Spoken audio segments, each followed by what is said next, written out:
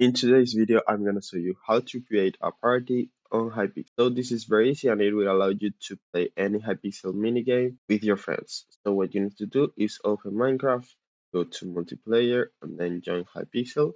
You don't have the server right here. You can add it by clicking this button and then put the hypixel.net server address and it will load. Then click there and join.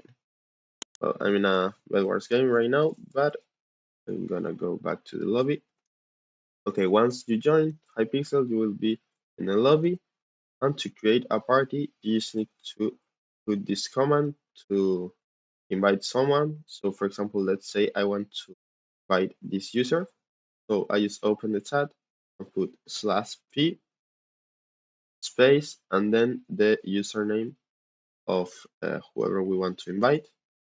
And now as you can see, I have invited this user to the party and they have 60 seconds to accept.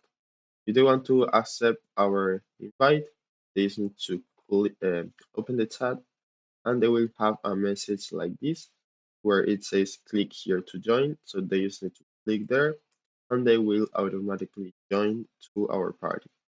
After they are in our party, we can join whatever we want, for example, Bed Wars, and everyone in our party will be automatically teleported and join into our game.